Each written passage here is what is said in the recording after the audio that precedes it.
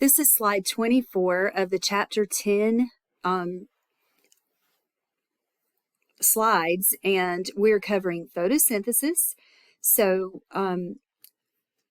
what we're looking at here is an illustration of this is a chloroplast that's been cut open in cross-section, so you can see inside the chloroplast there's the fluid-filled portion called the stroma, and that is where the Calvin cycle reactions occur. And then there are the thylakoid, the green thylakoid disc, and a stack would be called a granum. But each green disc is called a thylakoid. And the thylakoids are where the light reactions of photosynthesis occur. So basically what you can see is that the light reactions absorb sunlight, and during the light reactions, water is split and used to, one of the products is oxygen. Oxygen is given off to the atmosphere. But then the hydrogens are used. We can relate this back to chapter 9 because hydrogen atoms are always used for the same thing. They contain electrons and hydrogen ions. So they are used to power an electron transport chain, which is going to produce ATP and NADPH. ATP and NADPH are the products of the light reactions, and they go on to fuel or power the Calvin cycle reactions. And the Calvin cycle reactions convert carbon dioxide from the atmosphere into carbohydrate in the form of sugars. So that is an overview of the reactions of photosynthesis. This would be a good animation to watch, slide number 25 on photosynthesis. And then let's see. We already talked about that, I believe. So we're going to talk about different wavelengths of light and how that relates to the energy that they contain. So light is electromagnetic radiation or electromagnetic energy. It travels in waves. So the wavelength is the distance between the top of each wave. When we talk about wavelengths of light, like if we use the term, the wavelength of light can be 380 nanometers. The wavelengths of visible light, in other words, red, orange, yellow, green, blue, indigo, violet, Roy G. Biv. The wavelengths of visible light, the shortest wavelengths are at 380 nanometers. And then the longest wavelengths are 740 nanometers. So the shorter wavelengths have the greatest energy, and the longer wavelengths have the least energy. Okay, so the visible light waves account for the colors of the visible light spectrum that we can see. And if we start at the longest wavelength, which has the lowest energy, that's the colors in the red range, and that moves to orange, yellow, green, blue, indigo, and violet. And then the shortest wavelengths of light, which have the highest energy, are going to be the violet wavelengths. Pigments like chlorophyll are substances that absorb visible light, and different pigments absorb different wavelengths of light. So that is the reason why plants are not just green, but we also have other colors in plants, even that we can't even always see until the chlorophyll breaks down in the fall of the year, and we can start to see the reds and yellows and oranges underneath. But leaves appear green because chlorophyll reflects green, not because chlorophyll absorbs green. So leaves appear green because chlorophyll, the pigment chlorophyll, which is green, reflects green, but it absorbs in the violet, blue, and red wavelengths of the visible light spectrum, and then it reflects in the green wavelengths of the visible light spectrum. So the color that you see is going to be the color that's reflected, not the color that's absorbed. And you can watch this animation. It will help explain this a little better. It's slide 33. We do measure the light absorption versus its wavelength with, we call that its absorption spectrum. And that's just a way that you can classify, that's just a trait that each wavelength of light has. So we can measure the absorption spectrum of any pigment with a spectrophotometer.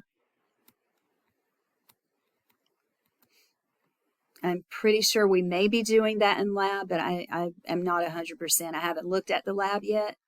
But you can take like a sample of chlorophyll pigment in a test tube, mix it with a solvent, and you can pass it through a spectrophotometer, a photoelectric tube of a spectrophotometer, and it will give you the absorption spectrum for that pigment. There are two types of chlorophyll. There's chlorophyll A, which is the regular normal Kelly green color, and then there's chlorophyll B, which is an accessory pigment, and it's more of an olive green. It's a darker green color. Then there are the carotenoids, which are in the orange range, and there's also pigments called xanthophylls, which are yellow. Okay. I'm going to skip some of this information. Okay, so here is a graph showing you the absorption of different pigments. And I'm going to blow it up because I really just want you to see the top one. Okay, so if we look at the bottom of the graph, the x-axis, we see that it goes from violet all the way to red in the visible light wavelengths. And if we look at chlorophyll A, we see a peak in the indigo region. So in the violet blue region, that's going to be mainly where chlorophyll A absorbs. And then in the orange red region, there's another peak. So that's going to be primarily where chlorophyll A absorbs light. And then chlorophyll B absorbs in a slightly different area of the violet blue area of the wavelengths of light. And then a little more orange than chlorophyll A. But then we have the carotenoids, which are reflecting orange, so they have an orange appearance instead of green. The carotenoids have a peak in the blue area, the blue wavelengths, and also green. So basically different pigments absorb in different wavelengths, and that gives a plant more wavelengths of light that it can absorb. And I will. Okay, so I'm going to skip a little bit of this. The carotenoids are described here. They are yellow or orange. They tend to be more orange. I know it's not spelled like carrot, because that would have two R's, but I always remember the carotenoids are orange because of the word carrot, you know. So carotenoids are yellow and orange because that's what they reflect, and then they absorb in the violet and also in the green areas where the chlorophylls can't do that. They reflect green. They don't absorb green. Okay, so basically what you have in the thylakoid membranes are photosystems. So we're going to talk about the light reactions of photosynthesis, and to understand the light reactions, we need to understand what a photosystem is. So there are two photosystems. There's photosystem 1 and photosystem 2, and a photosystem consists of a reaction center complex, in other words, a reaction center chlorophyll A molecule, surrounded by light harvesting complexes or other pigments. Okay, so a photosystem is basically, the reaction center complex is really just, we say the reaction center, we're really just referring to a special chlorophyll A molecule that once sunlight excites electrons and they bounce around from different pigment to different pigment within that photosystem or within that reaction center complex. The electron eventually arrives at a special chlorophyll A molecule that we call the primary electron acceptor. So a reaction center complex is a group of proteins that contains that special chlorophyll A, which is the primary electron acceptor. It's so much easier to show you this in a picture. The light harvesting complex is all the pigment molecules in the photosystem. So they can be chlorophyll A, chlorophyll B, or any other ones. So the photosystem basically consists of a special chlorophyll A molecule and also other pigments. The primary electron acceptor is the one that the excited electron, where sunlight has excited an electron, it's where it finally arrives, and then it goes from there. It's then sent to an electron transport chain. And you know what happens in an electron transport chain. Eventually it produces ATP. And in the case of photosynthesis, the electron transport chain can also produce NADPH. So here is how a photosystem looks and how it works. Let's look at the illustration on the left and focus on that one more time. Okay, so what we're looking at is the phospholipid bilayer is showing you the thylakoid membrane. Okay, so inside here is this space inside the thylakoid because it's like those little green discs. So inside the disc, this is the thylakoid space. Here is the membrane of the thylakoid, and then here's outside of it. Okay, so the photosystem, and actually, I don't think this is showing you the whole, yeah, it is. Okay, so the photosystem works like this. Basically, sunlight is absorbed by the light harvesting complexes, which are basically a bunch of pigments, a bunch of different pigments, collection of pigments, chlorophyll A, chlorophyll B, carotenoids, other pigments. But the electron is excited from pigment molecule to pigment molecule until it finally arrives at a reaction center chlorophyll A molecule. And that chlorophyll A molecule is called the primary electron acceptor. So that special chlorophyll A molecules send the electron to a primary electron acceptor. So a photosystem consists of a lot of pigments, and those pigments absorb sunlight energy, which excites electrons in those pigments. And one electron ends up in chlorophyll A in the reaction center complex, and then it is sent to the primary electron acceptor. And from there, it's going to be sent to the electron transport chain. Okay, so now that we know what a photosystem is, a bunch of pigment molecules, and then the final chlorophyll A in the reaction center, we have two photosystems. And the first one is actually photosystem 2, and the second one is photosystem 1. The photosystem 2 is called P680 because its reaction center chlorophyll, that's the wavelength of light that its reaction center chlorophyll is best at absorbing. So photosystem 2 is P680 for that reason, because 680 nanometers is the wavelength of its reaction center chlorophyll. Okay, so that's photosystem 2, and for some reason I cannot get the 2 to highlight, but just photosystem 2, and then there's photosystem 1, which has the wavelength that its chlorophyll A is best at absorbing is at 700 nanometers, so it's called P700. So those are our two photosystems, and they are slightly different in what they produce, because the product of photosystem 2, I'm going to show you. There's a lot of notes, but we'll come back to them. The product of photosystem 2 is ATP, and the product of photosystem 1 is NADPH. Here, this is what I want to show you. Okay, so basically, here's photosystem 2. Remember, we're looking at the thylakoid membrane.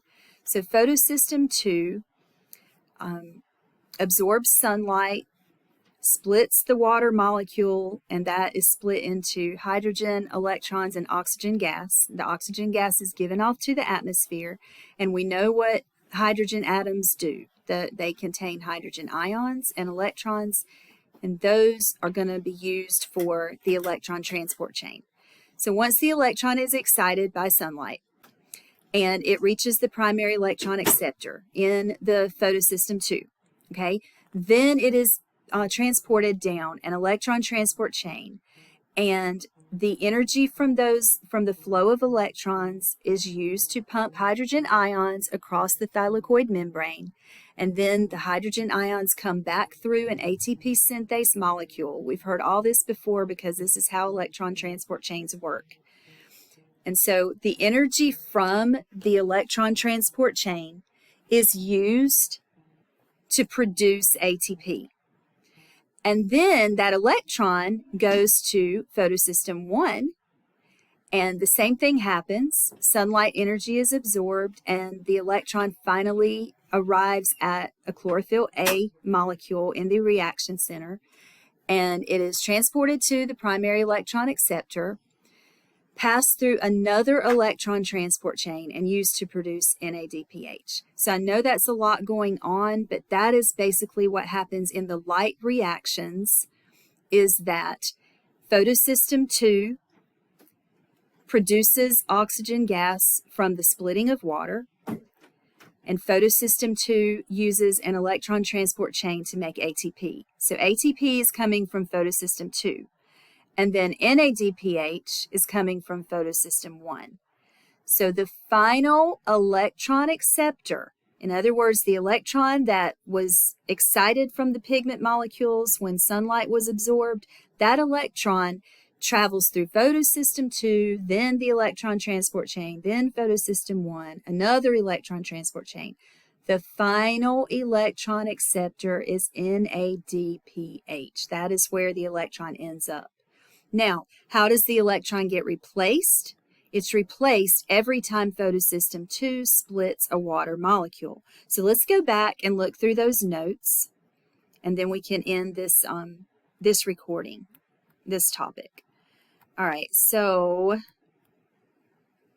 go to step 1. Okay, so basically this explains how the electron flows from the pigment where it starts out. It's basically you have sunlight is absorbed by a pigment in a photosystem. And so in step 1, a photon of light, that's just a packet of light from the sun, is absorbed by a pigment in the light harvesting complex of photosystem 2. And then it passes from pigment to pigment.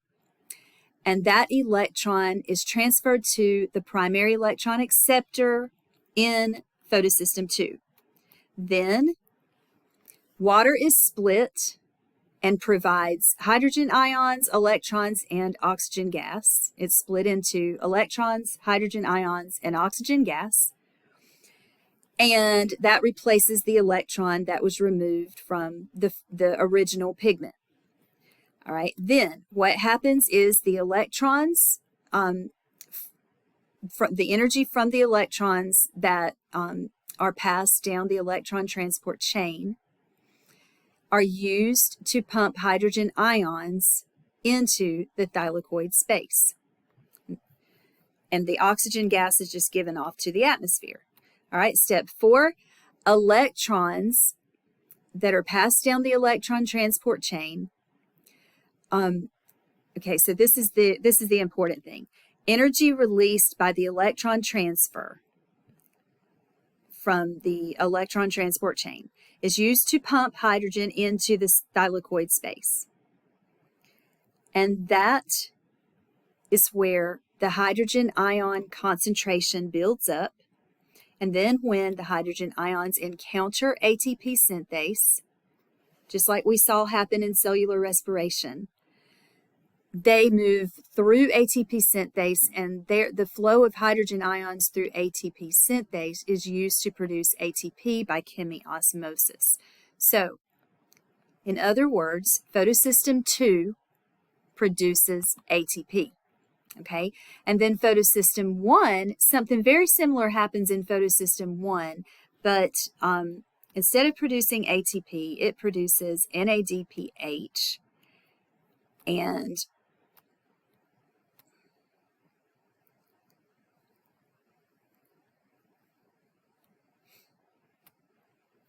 that's all you really need to know about photosystem 1. Photosystem 1 produces NADPH, whereas photosystem 2 produces ATP.